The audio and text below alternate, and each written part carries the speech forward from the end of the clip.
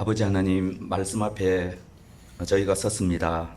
전하는 자나 듣는 자 모두에게 하나님께서 축복을 내려주시기를 원하옵나이다.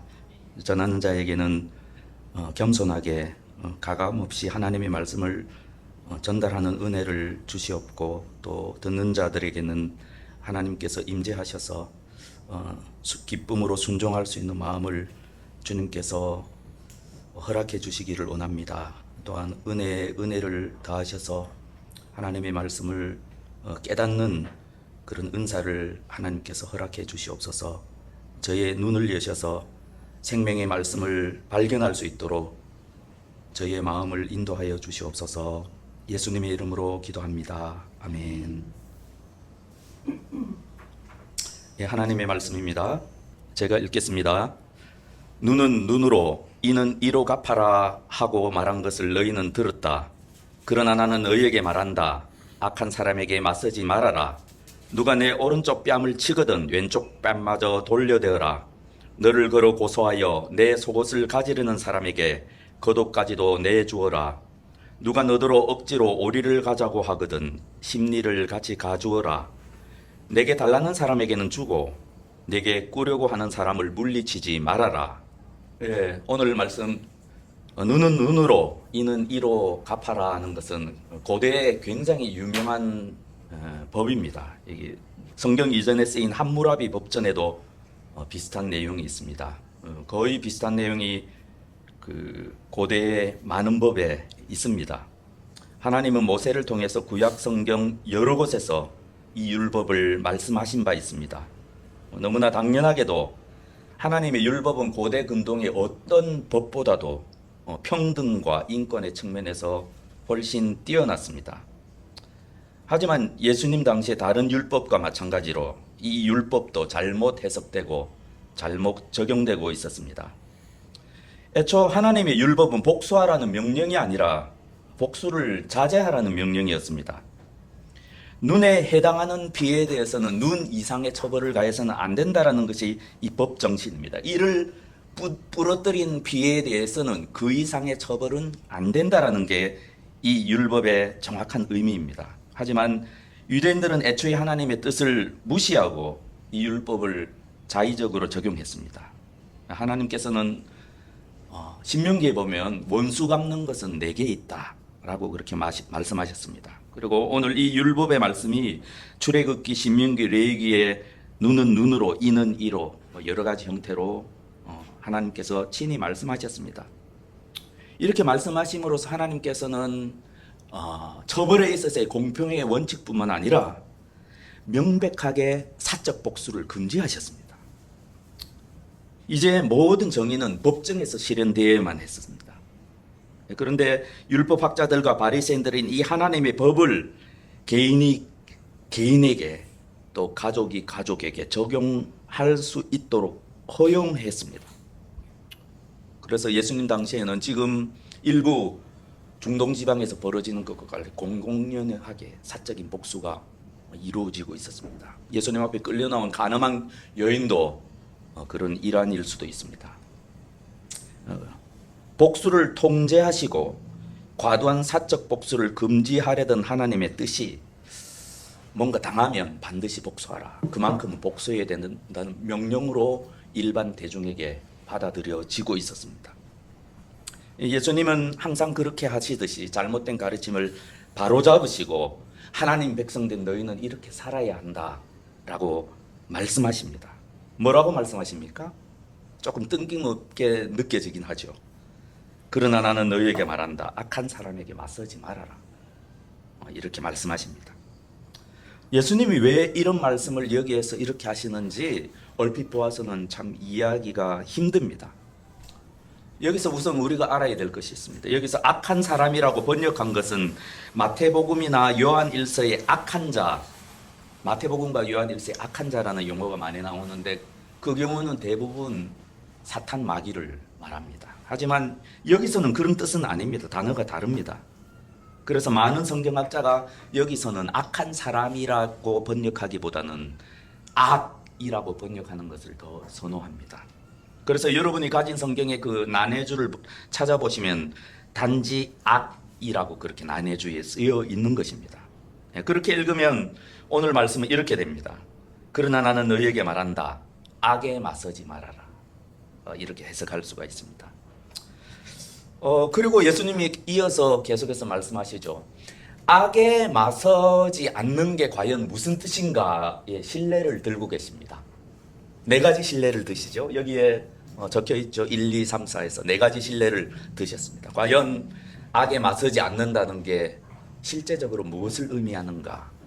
그래서 오늘은 이 네 가지 주님께서 말씀하신 신뢰를 차근차근 살펴보겠습니다. 먼저 예수님이 뭐라고 말씀하셨습니까? 누가 오른쪽 뺨을 치거든 내 왼뺨마저도 돌려대라. 이렇게 말씀하셨습니다. 우리는 이 말씀을 정밀하게 잘 살펴봐야 돼요. 왜냐하면 저도 군대에서 이런 놀림을 받았는데 잘못 우리가 이해하고 적용하면 예수님의 말씀을 우스꽝스럽게 만들어버리기 때문입니다. 예수님은 당시 문화에서 어떤 극한적인 견딜 수 없는 모욕과 관련된 말씀을 지금 하고 계신 겁니다. 오늘날 뺨 맞는 것, 그것과 이 고대 근동 지방에서 뺨 맞는 것은 그 의미가 많이 다릅니다. 예수님 당시에 특히 오른쪽 뺨을 맞는다는 것은 이 신체적인 가해. 지금도 이제 뺨 맞으면 폭력으로 고소할 수 있지 않습니까? 당시에는 폭력은 문제가 안 되고 모욕이 명예훼손이 문제가 되었습니다. 그래서 우리가 오른쪽 뺨을 치려면 어떻게 해야 됩니까? 아니죠. 상대방이 오른쪽 뺨을 치려면은 손등으로 이렇게 쳐야 됩니다. 그래 오른쪽 뺨이 맞잖아요. 예, 특별히 이제 손등으로 치는 것은 더 큰 문제가 됐습니다. 극도의 모욕을 의미합니다. 당시의 문화에서는요. 그래서 실제로 당시의 로마법이나 유대법에 보면 이 모두 유대법이든 로마법이든 다 이러한 그 명예훼손과 모욕에 대해서는 그 징벌 조항이 있습니다. 이런 벌을 받아야 된다. 큰 죄입니다. 그렇다면 주님께서 우리에게 대응하라고 말하죠. 왼쪽 뺨을 돌려대라는 건 뭘 의미할까요? 왼쪽 뺨을 돌려대라. 그것은 어떻게 보면 단순합니다. 하지만 우리가 받아들이기는 좀 힘들죠. 아예 보복하려는 생각을 버리라는 의미. 1차적으로. 아예 보복하겠다는 마음과 생각조차도 하지 말아라. 라는 것이 예수님의 가르침의 1차적인 의미입니다. 그렇지 않습니까?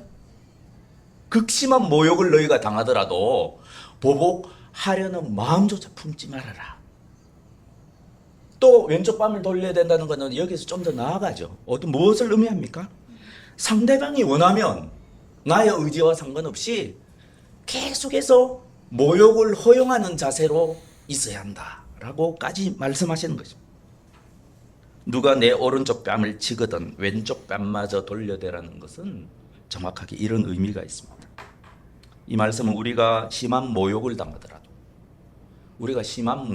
당하더라도 복수하지 않을 뿐만 아니라 우리의 마음의 복수심까지도 버려야 할 것을 요구하십니다. 또 더 나아가서 상대방의 계속되는 모욕에 저항하지 말 것을 요구하십니다. 저항하지 말아라. 그 의미 아닙니까? 이 순종하기가 너무 힘든 요구라고 생각되기에 우리는 앞서서 성경 기자들은 의도적으로 우리 주님께서 이러한 모욕을 실제로 당하셨다는 것을 끊임없이 아주 자세하게 묘사하고 있습니다. 참 생각해 보세요. 예수께서 빌라도에게 넘겨지시기 전에 대제사장과 무리들에게 극심한 모욕을 당하신 장면을 우리는 잘 압니다. 어떤 사람들이 예수님의 얼굴에 침을 뱉었습니다. 그리고 주먹으로 예수님을 때렸습니다. 기억나시죠? 어떤 사람들은 뒤에서 손바닥으로 예수님을 때렸습니다. 어떤 상황인지 생각보다 자세히 묘사하고 있습니다.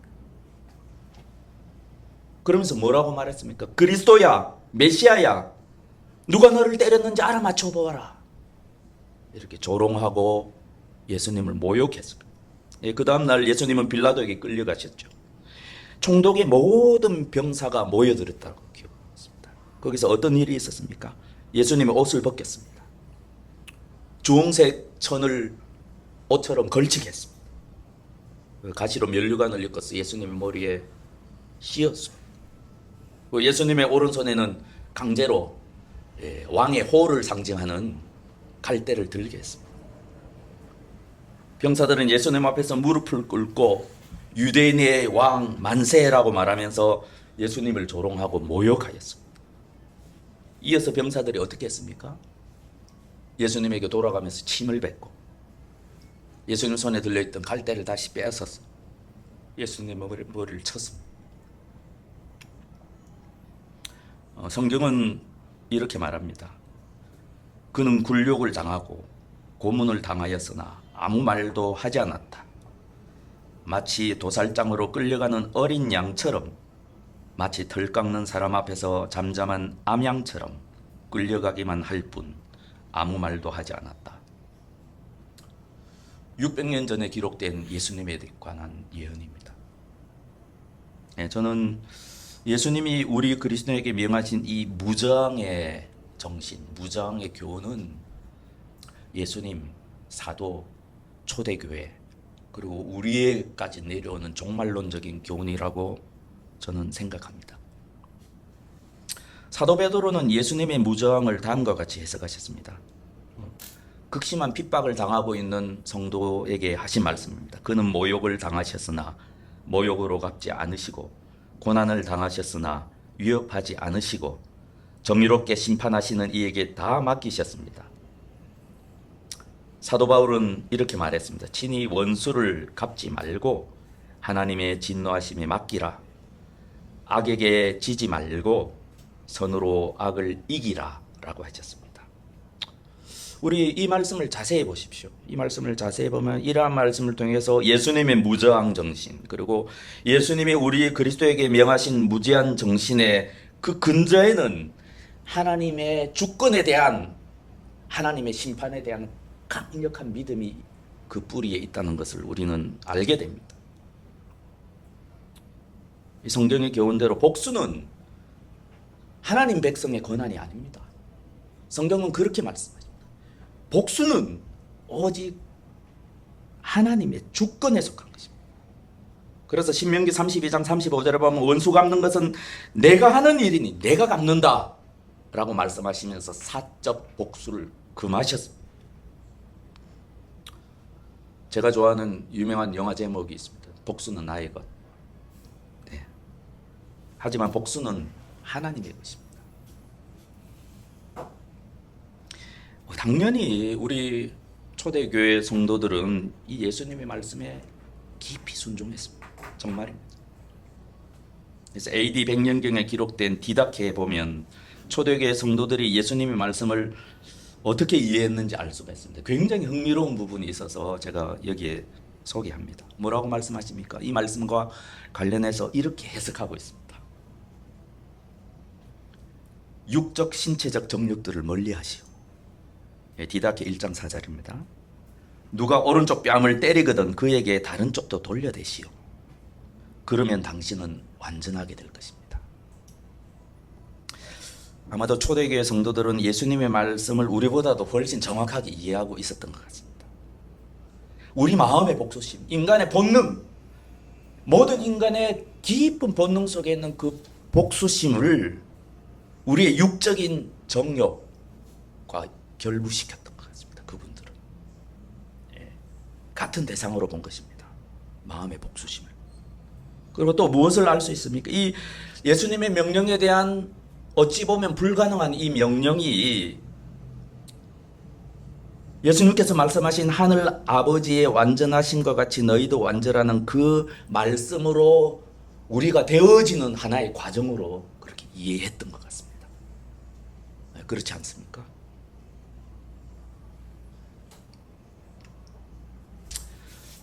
예수님의 말씀을 우스꽝스럽게 그렇게 만드는 경우가 불신자들한테도 있지만 우리 안에도 있습니다. 이 말씀은 우리가 뭐 예를 들면 주정뱅에게 뭐 갑자기 지나가다가 뺨을 얻어맞았는데 이렇게 막 더 때려 하다가 이제 와가지고 내가 하나님께 순종했다고 기뻐하는 그런 거 아닙니다. 그런 경우에는 이 당연히 그 주정뱅이를 제압하고 다른 사람과 도와서라도 제압하고 경찰에 신고하고 해서 더 이상 다른 사람과 그 사람에게 피해가 없도록 그렇게 조치를 해야지 그게 옳은 거죠. 그런 말씀이 아닌 것입니다. 또 예수님의 이 말씀을 오해한 사람들은 이 국가 권력이 시민의 인권을 침탈하는 것을 보고도 가만히 있어라. 그냥 당하기만 하라. 그렇게 이해하기도 그런 뜻이 아닙니다. 오늘 예수님의 말씀은 사적인 복수를 철저하게 금하시고 우리 하나님의 백성 안에 있는 본능적인 복수심마저도 버려서 하늘 아버지의 완전하심과 같이 완전하게 되기를 바라시는 예수님의 요구입니다. 그리고 예수님은 오늘 이 말씀을 통해서 다음 주일 하실 주님의 말씀을 준비시키는 것이죠. 다음 주일 무엇이 남아 있습니까? 6개 가운데 원수사랑이 남아 있습니다. 그 말씀과 연관된 말씀입니다. 원수사랑. 예수님은 점점 나아가고 있는 것입니다. 하늘 아버지의 완전하심에 당신의 백성들이 점점 더 나아가기를 바라시는 도중에, 그러므로 우리가 이 말씀에 너무나 거리가 멀다고 해서 우리가 절망할 필요는 없습니다. 다만 우리는 하늘 아버지께서 우리를 향하신 최종 목적을 알고 그것을 향해서 순종하며 나아가면 됩니다. 예수님이 원하시는 것이 산상수훈 전체를 통해서 오늘 이 말씀을 통해서 하나님의 백성들 우리의 마음이 변해서 가장 원초적인 인간의 본능마저도 극복하기를 바라십니다. 너희는 동물과 같지 않다. 그렇게 주님은 우리에게 강하게 말씀하십니다. 하나님의 백성에게는 복수의 행동뿐만 아니라 복수의 마음의 한 조각만이라도 허락되지 않는다라고 주님은 말씀하시고 계십니다. 복수는 행동뿐만 아니라 그 마음까지도 내 것이다. 너희의 것이 아니다. 너희는 무슨 일 있더라도 너희의 본성을 거슬려서 절대로 마음으로라도 다른 사람에게 복수해서는 안 된다 라고 그렇게 말씀하십니다. 이제 예수님께서 들어주신 두 번째 예를 보겠습니다. 여기에서는 예수님께서 이 법정이라는 상황을 상정하고 계시는 것 같습니다. 뭐라고 말씀하십니까? 너를 걸어 고사하여 내 속옷을 가지려는 사람에게는 겉옷까지도 내주어라. 이 말씀이 무슨 의미일까요? 이 말씀도 우리 문화에서는 이해하기 힘들죠. 왜냐하면 지금 옷은 너무나 흔하기 때문입니다. 당시는 그렇지 않았죠. 가난한 사람들은 단지 좀 이렇게 진짜 가난한 사람들은 겉옷을 구하기가 극히 힘들고, 이제 조금 가난한 사람들은 속옷 한 벌, 겉옷 한 벌이 옷의 전부였습니다. 그런 상황에서 지금 하시는 주님의 말씀입니다. 그래서 우리가 로마 병사들이 예수님의 속옷을 제비 뽑아서 가지려고 하잖아요. 우리로 보면 우습지만 당시의 문화에서는 속옷을 함부로 우리처럼 뭐 쓰레기통에 버릴 그런 것이 아닌 것입니다. 로마 제국 내 가난한 사람들이 속옷과 겉옷 한 벌씩만 가지고 있었기 때문에 당시에 그 법전이라든지 문서들을 보면 겉옷을 훔치는 행위는 고소당할 일이었습니다. 범죄였습니다. 재판까지 가야 될 일입니다. 그리고 예수님 당시에 유대법에 이렇게 기록되어 있어요. 빼앗긴 겉옷을 되찾는 소송은 거의 승소했다고 합니다. 겉옷을 뭐 어떤 경로로든 뭐 빚을 져서 빼앗겼다 하더라도 겉옷은 돌려줘야 될 것을 율법이 명하고 있습니다. 그게 유대법입니다.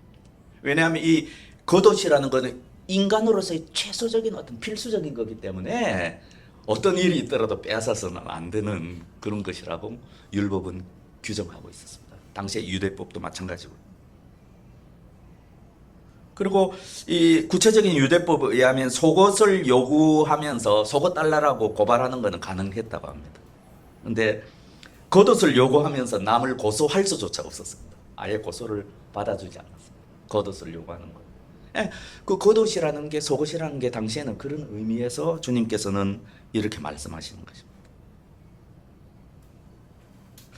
지금 예수님이 실제로 문제 삼으시는 것이 무엇이라고 생각하십니까? 이 본문이 보이거든요. 그러면은 예수님이 지금 실제로 문제 삼으시는 것은 자기의 법적 권리를 절대로 무슨 일이 있더라도 자신의 법적인 권리를 잃어버리거나 손해보지 않겠다는 인간의 마음을 지금 문제 삼고.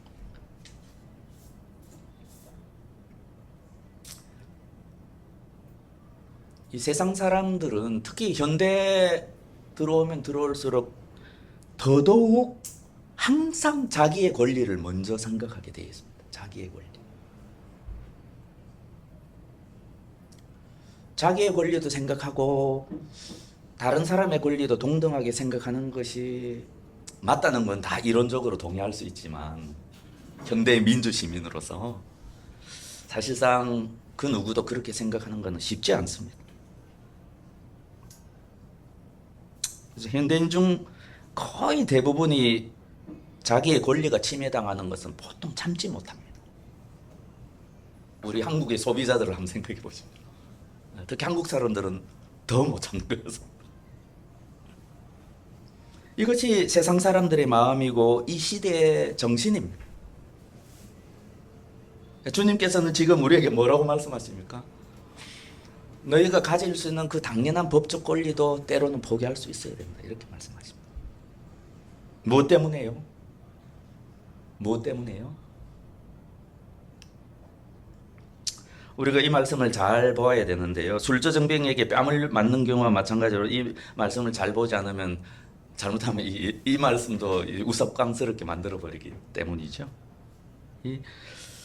한번 생각해 보세요. 속옷을 가지려는 사람에게 겉옷까지 내주라고 말씀했는데 예수님은 그렇게 하지 않는 것처럼 보입니다.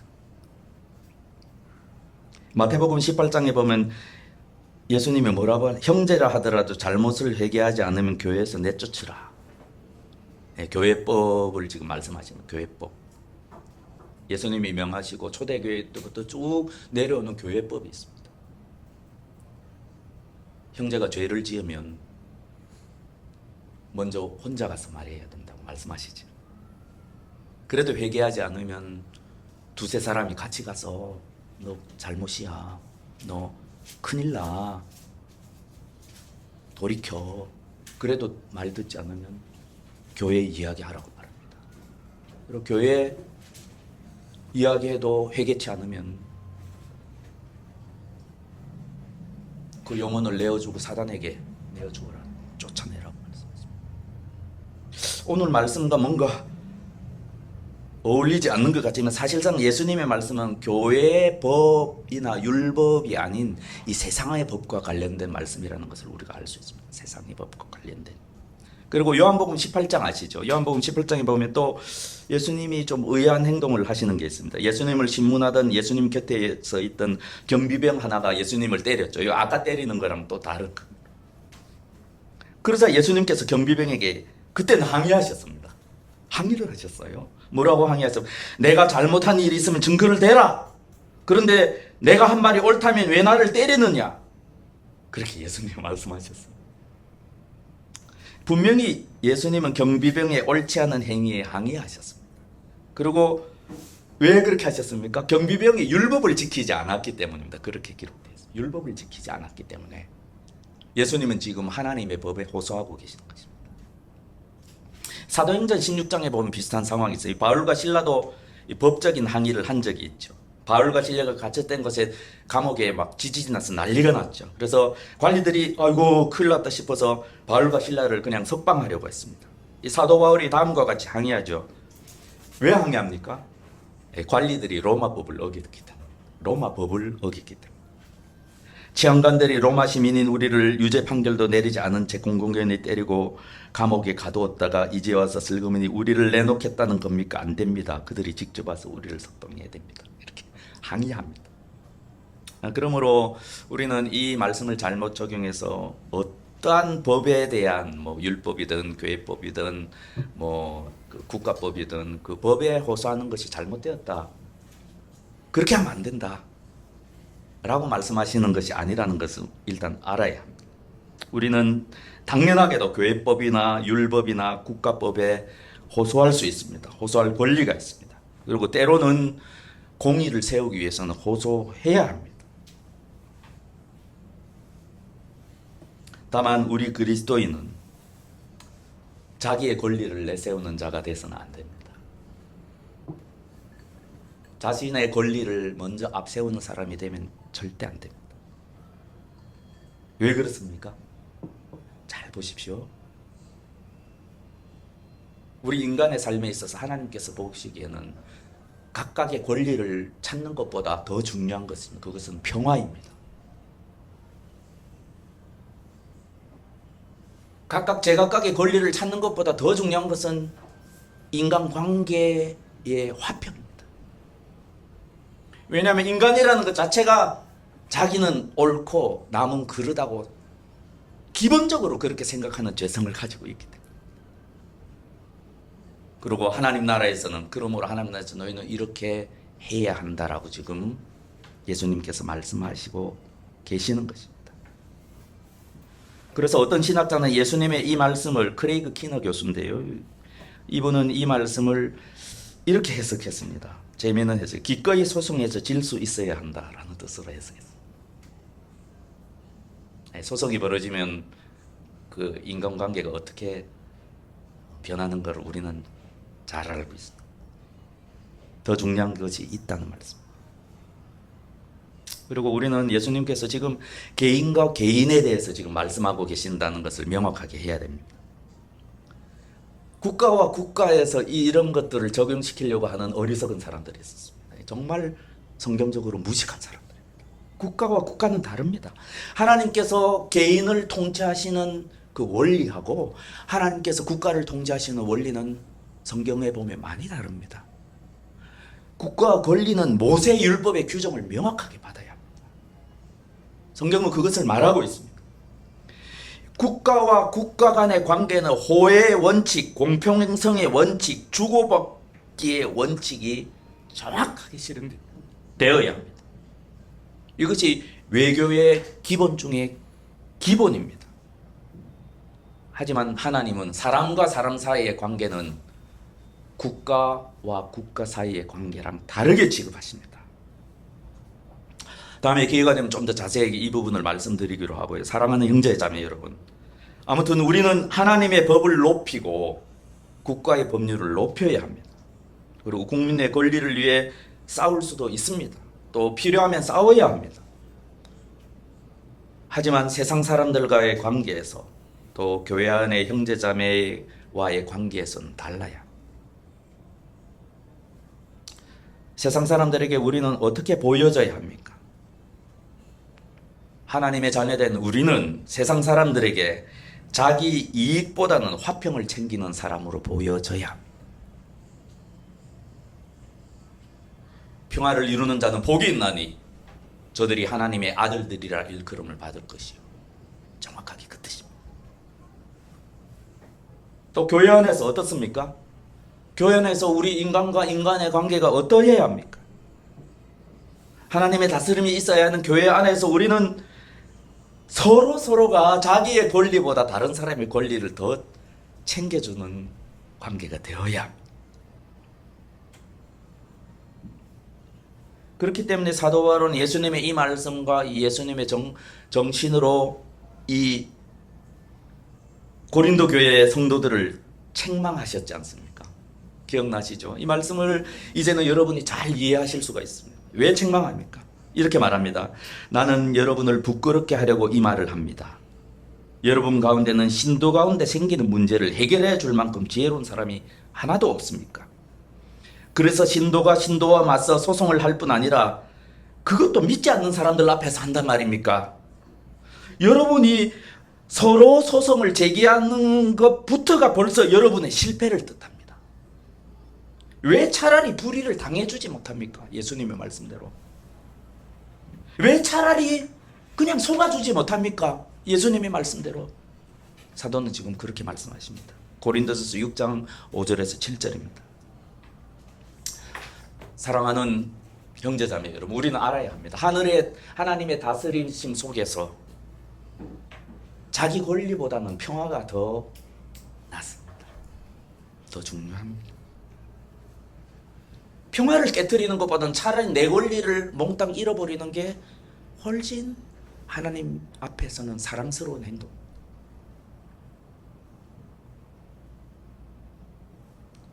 공동체의 평화를 깨뜨리는 것보다는 내가 크게 손해보는 것이 훨씬 낫습니다. 하나님의 백성은 다 이런 마음과 자세와 정신으로 살아야 마땅합니다.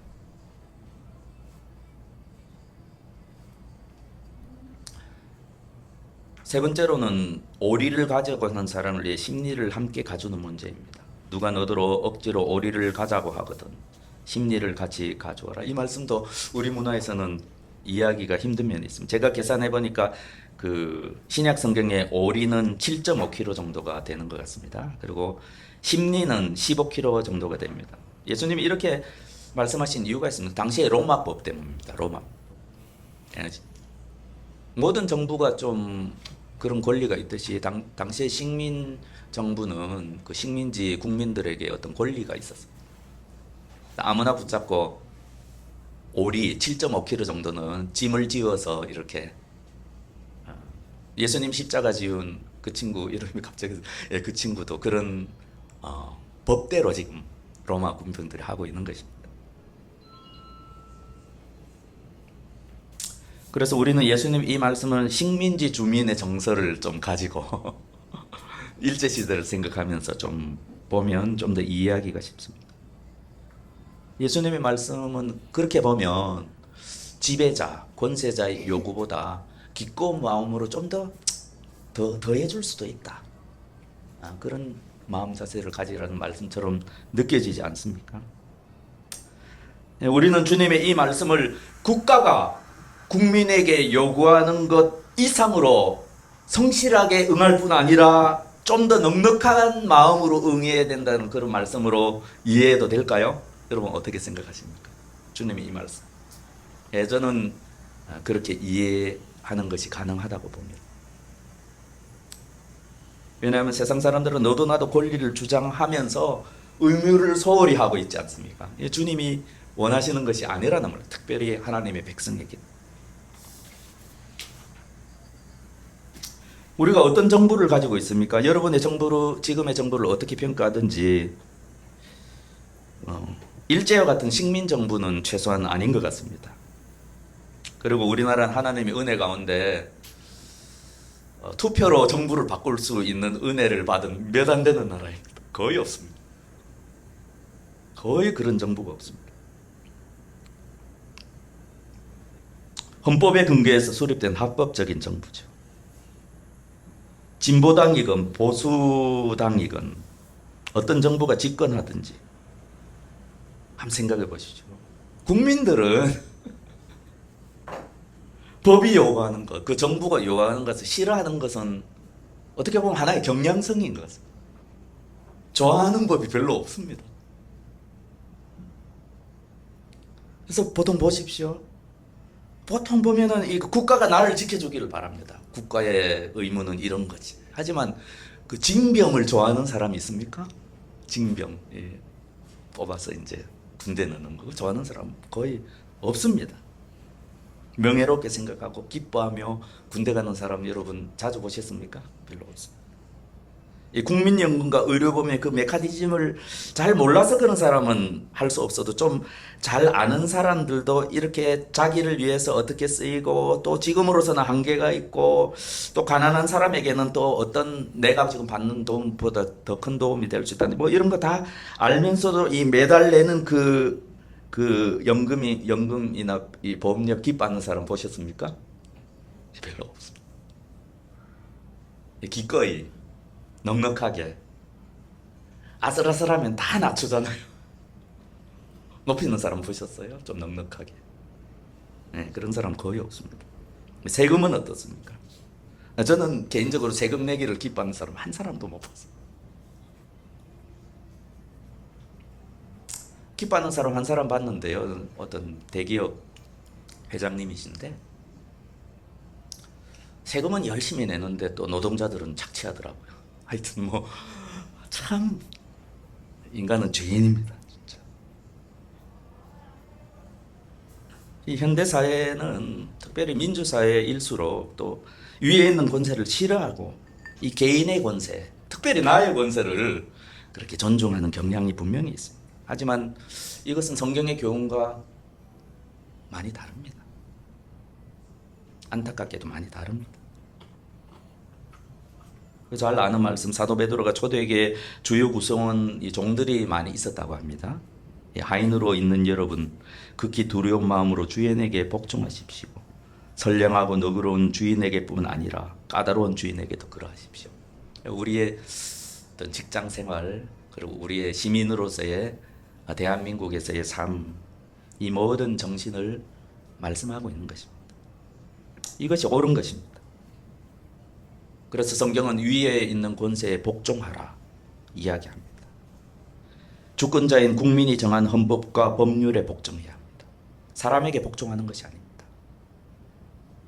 그리고 법이 의거한 권리를 준 사람이 늘공이든 어공이든 임명직이든 선출직이든 우리는 존중해야 합니다. 그 사람이 법대로 행할 때 그것에 순종해야 합니다. 그러기가 쉽지 않죠. 이것이 그리스도인으로서 마땅한 자세입니다. 특히 로마 제국과 같은 이른바 나쁜 정부 하에서도 마찬가지입니다.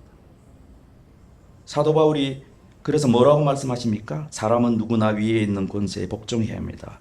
모든 권세는 하나님으로부터 온 것이며 이미 있는 권세들도 하나님께서 세워주신 것입니다. 이렇게 말하고 있어요. 로마 정부가 그러하다면 북한은 모르겠습니다. 중국 정도는 중국의 그리스도인들도 이런 자세로 살아야 한다고 생각합니다. 근데 우리가 여기서 오해할 수 있는 것은 우리가 하나님이 우리 대한민국이 주신 권세에 따라 합법적으로 정부를 개혁하거나 바꾸거나 법률을 바꾸는 건 다른 문제입니다. 그거는 이런 주님의 말씀들과 결이 다른 문제입니다. 우리는 조금이라도 다음 정부는 조금이라도 더 어려운 정부가 들어설 수 있도록 기도해야 되고 열심히 또 알아봐야 되고 또 그렇게 투표해야 합니다. 그것이 우리의 의무입니다. 최선을 다해야 되죠. 그리고 어떤 특정한 법들이 아직까지 좀 발달이 덜 돼서 미성숙하거나 혹은 정의롭지 못한 법들이 있습니다. 많이 있습니다. 그런 법들에 대해서는 하나님의 공의 이름으로 그거를 개혁하고 개정하려고 우리가 할 수 있는 한 노력을 다해야 합니다. 그것을 하지 말라고 하시는 말씀이 아닙니다. 저는 개인적으로 대통령이 불법한 경우는 탄핵은 당연하다고 생각합니다. 왜냐하면 우리에게 주신, 우리가 만든, 하나님이 우리에게 허락하신 그나마 세계에서 자랑스럽게 내세울 만한 헌법이 그 탄핵을 보장하고 있기 때문입니다. 저는 좀 더 나아가서 좀 더 과할 수 있는데 민족의 이익에 반하는 행위는 사형으로 처벌해야 한다. 저는 그렇게 생각하고 있습니다. 개인적으로. 친일부역자들. 그리고 이 시대에 우리 민족의 이익에 반하는 그런 사람들은 저는 사형에 처해야 한다. 이렇게 개인적으로 생각합니다. 이 프랑스가 사상적으로나 종교적으로도 보면 사실 상당히 우리보다 더 반기독교적이라고 볼 수 있거든요. 근데 프랑스 정부가 2차 대전 후에 잘했던 것이 우리보다 훨씬 잘했죠. 이런 것들입니다. 그리고 우리가 생각해 보셨어요. 일제 한가하고 일제 입장에서는 혁명가였고 테러리스트였던 분들 중에 많은 분들이 그리스도인이었다는 사실을 기억해야 합니다. 진실한 그리스도인이 많이 있었습니다. 그리고 우리가 사도 바울의 글에 나타난 사도 바울을 생각하십시오.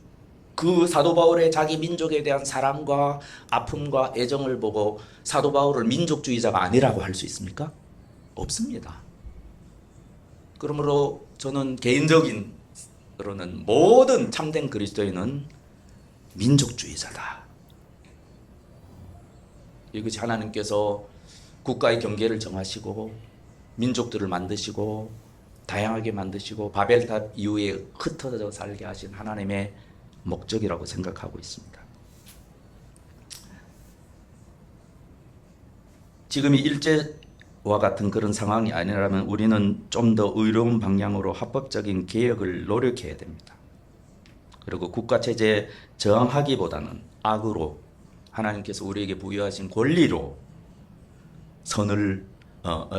선으로 악을 이기도록 그렇게 노력해야 합니다. 그러므로 사랑하는 형제자매 여러분, 우리 법을 철저하게 준수합시다. 법을 철저하게 준수합시다. 준수하되 이 주님의 정신에 따라서 준수하되 기꺼이 넉넉한 마음으로 그렇게 합시다. 그래서 우리 믿음의 선배들이 계속해서 강조해 온 대로 좋은 그리스도인이 되기 이전에 좋은 시민이 되려고 노력합니다. 중요합니다. 교통법규 하나라도 지키려고 노력합시다. 저는 오늘 말씀하시는 주님의 깊은 뜻이 이러한 저격점에 달려있다고 저는 믿습니다. 이것이 주님의 말씀과 사도들의 교훈입니다. 마지막으로 주님께서는 뭐라고 말씀하십니까? 마지막입니다. 내게 달라는 사람에게 주고 내게 꾸려고 하는 사람을 물리치지 말아라 라고 하셨습니다. 이거는 어떤 재물, 돈, 그 재물의 소유와 양도에 관한 말씀처럼 느껴집니다. 우리가 이 말씀도 잘못하면 우스꽝스럽게 만들어 버릴 수가 있습니다. 잘못 적용하면. 이 말씀은 지금 아무나 도와주라 라고 지금 말씀하시는 것이 아닙니다. 도와줘도 가망 없는 사람을 도와주라 뭐 이렇게 원수도 사랑하라 하셨는데 재물을 다 퍼가지고 남 주라 이렇게 그런 그리스도인 저 개인적으로 압니다. 하지만 그렇게 하라고 하시는 말씀입니다.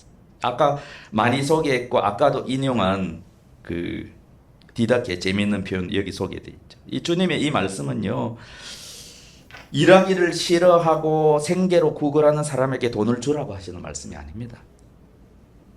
그리스도인은 지혜로워야 합니다.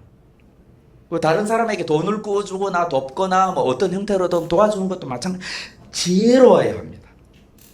다만 돕느냐 안 돕느냐 주님이 말씀하신 바는 돕느냐 안 돕느냐 내 마음에서 갈등되고 헷갈리고 혼란스러울 때 그 결정하는 데 있어서 나의 이기심과 소유욕이 작동해서는 안 된다. 그걸 지금 주님께서 말씀하십니다.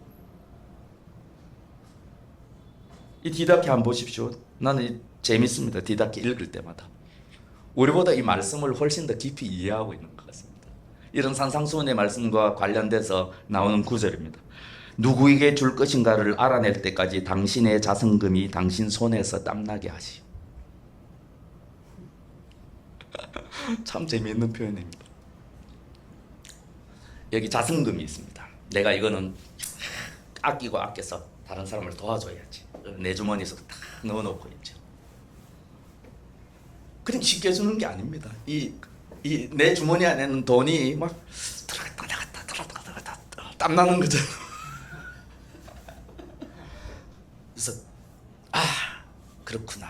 이 사람한테 주라고 하시나 보다. 다 주는 것이죠. 여기에 우리의 이기심이 전혀 작동 안 하는 거예요. 그걸 지금 주님께서 말씀하시는 거죠.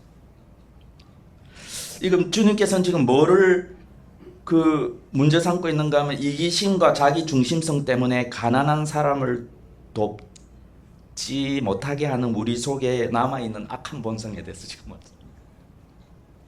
돕지 못하게 하는 우리 안에 그리스도인인 우리 안에도 여전히 남아있는 악한 본성. 그래서 우리 그리스도인은 어떻게 해야 됩니까? 이기심을 버려야 합니다.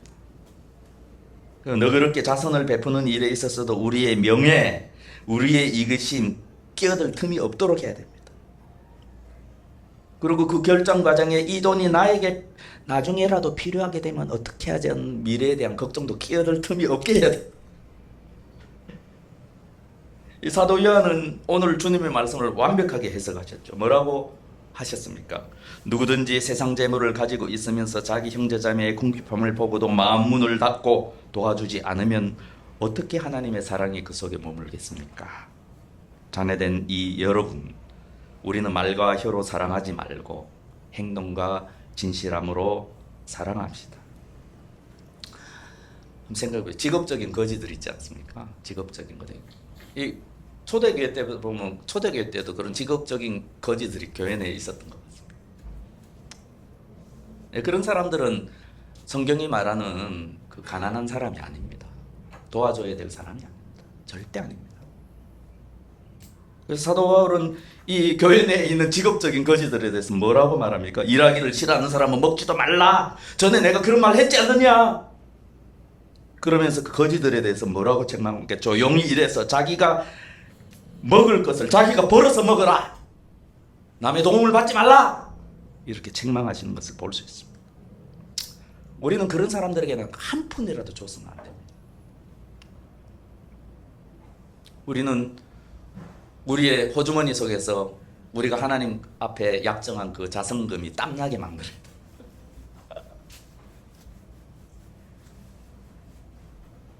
충동적으로 쉽게 짓게 기도도 안 하고 또 베풀면 내 마음이 그냥 기쁘고 편하니까 죄책감으로 그렇게 해서는 안 됩니다. 주님께서는 그런 말씀을 하시는 것이 아닙니다. 하지만 우리 눈에 궁핍한 형제나 자매가 보이고 우리에게 이 세상 재물을 가지고 있어서 형제 자매를 도울 수 있다면 우리는 어떻게 해야 됩니까? 내 마음의 금고문을 우선 내 마음의 금고문을 활짝 열어야 합니다. 거기에 나의 이기심이 작동해서는 안 됩니다. 그 과정. 우리가 그렇게 하지 않는다면 하나님의 사랑이 우리가 하나님의 사랑을 받는 자라 하더라도 그 사랑이 사라지게 됩니다. 정말입니다.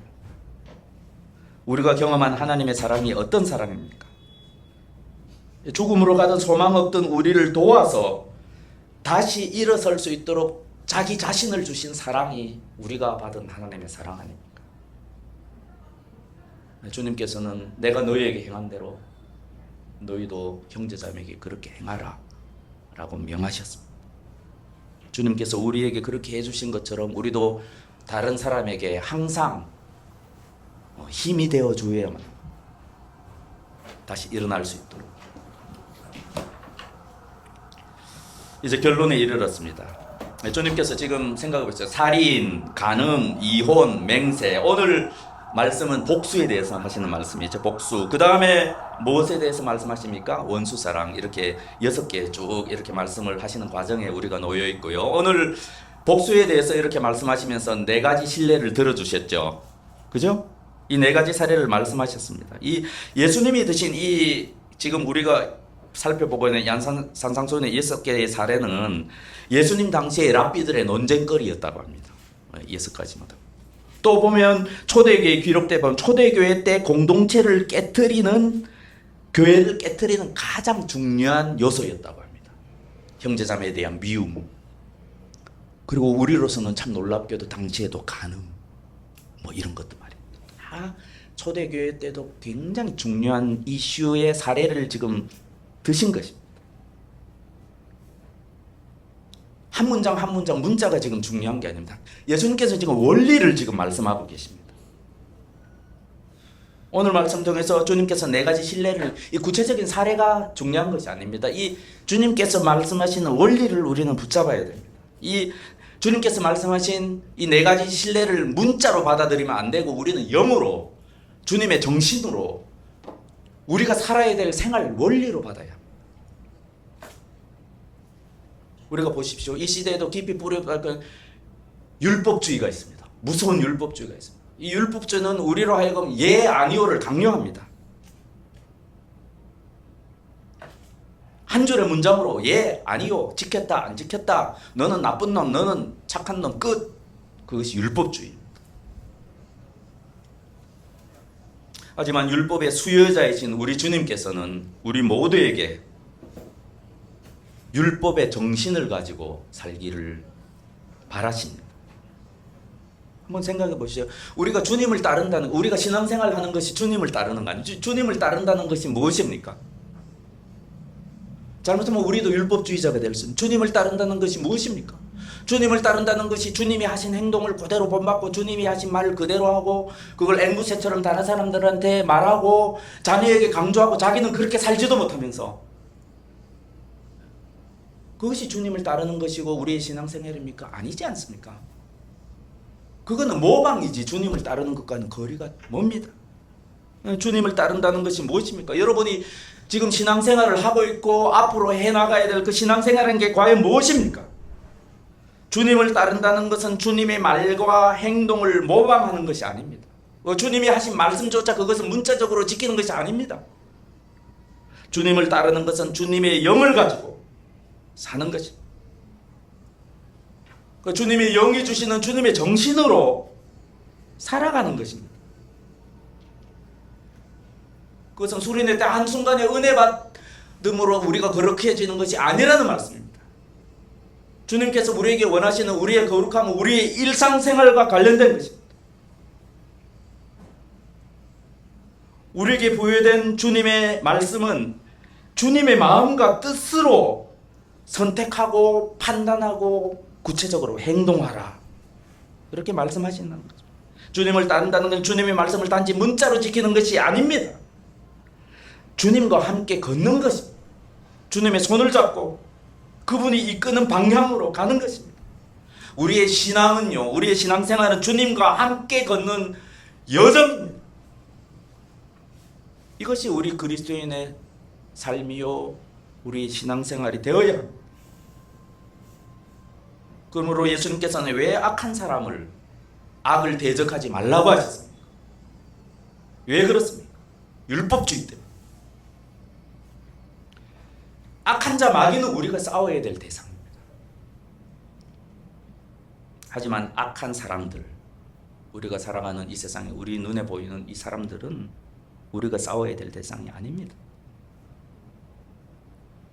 우리도 여전히 죄인이기 때문에 전적으로 내가 옳은 것도 없고요.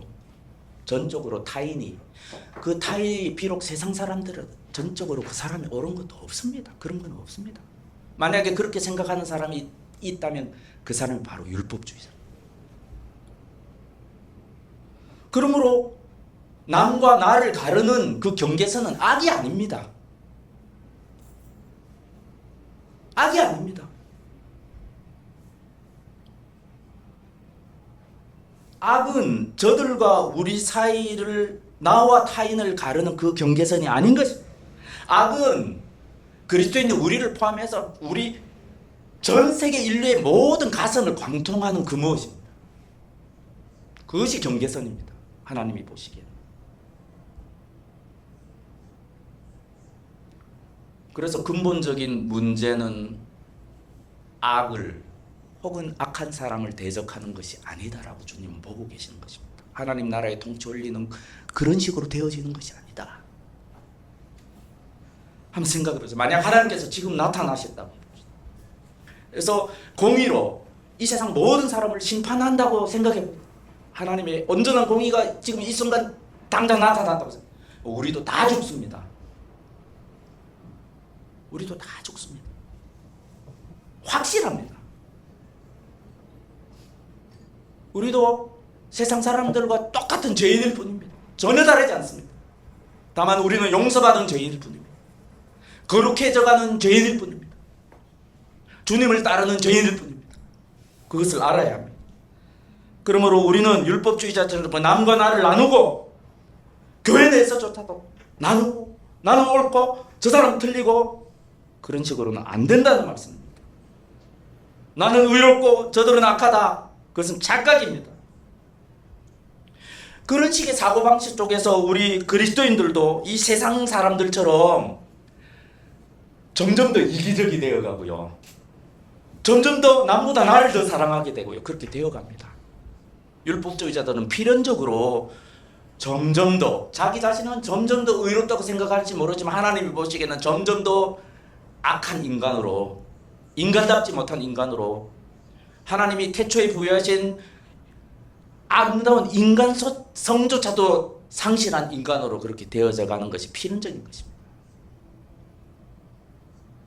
우리 구주 예수님께서 바리새인을 저주하신 이유가 바로 거기에 있습니다. 우리가 바리새인처럼 율법주의자로 살아서는 율법에 나타난 하나님의 온전한 뜻이 이루어지지 않습니다. 그런 식으로 살아서는요, 우리가 이 땅에 하나님 나라가 이루어질 수도 없고, 그런 식으로는 우리 이 교회가 하나님이 기뻐하시는 교회가 될 수도 없습니다. 그런 법이 없습니다. 우리 주님께서는 하나님 나라는 그런 나라가 아니다라고, 그런 방식으로 작동하지 않는다라고 산상수훈에서 계속 지금 말씀하고 계시는 거죠. 저들은 이렇게 가르치고 너희도 이런 가르침을 받았지만 그러나 나는 너에게 이렇게 말한다라고 계속해서 말씀하고 계시는 것입니다. 히브리서의 저자는 지금까지 우리가 산상수훈 지금 앞부분 가고 있죠. 지금까지 하신 이 산상수훈의 말씀을 혹은 다음 주까지 하실 그 산상수훈의 말씀을 단 한 문장으로 완벽하게 요약하고 계신 것입니다. 뭐라고 말씀하십니까? 모든 사람과 더불어 화평하게 지내고 거룩하게 살기를 힘쓰십시오. 거룩해지지 않고는 아무도 주님을 뵙지 못할 것입니다. 세상 모든 사람들이 자기를 사랑하고 자기 이익을 챙기고 자기의 권리를 챙기며 그렇게 자기를 사랑하며 살고 있습니다. 이럴 때 우리 그리스도인은 어떻게 살아야 한다고 말씀하십니까? 주님의 말씀에 순종하여 나의 이익이 아니라 주님의 평화를 추구하며 살아야 한다. 그렇게 말씀하십니다. 그래서 주님께서는 평화를 이루는 사람은 복이 있다. 하나님이 그들을 자기의 아들들이라고 부르실 것이다. 이렇게 말씀하시는 것입니다. 주님의 말씀에 순종하여서 우리가 아는 모든 사람과 더불어 화평하게 지내고 또한 거룩하게 살기를 힘쓰고 거룩함을 잃지 않는 저와 여러분이 되기를 바랍니다. 이것이 좁은 길이지만 하나님께서 모든 하나님의 자녀들에게 원하시는 길입니다. 거룩해지지 않고서는 아무도 주님을 뵙지 못할 것입니다. 아멘.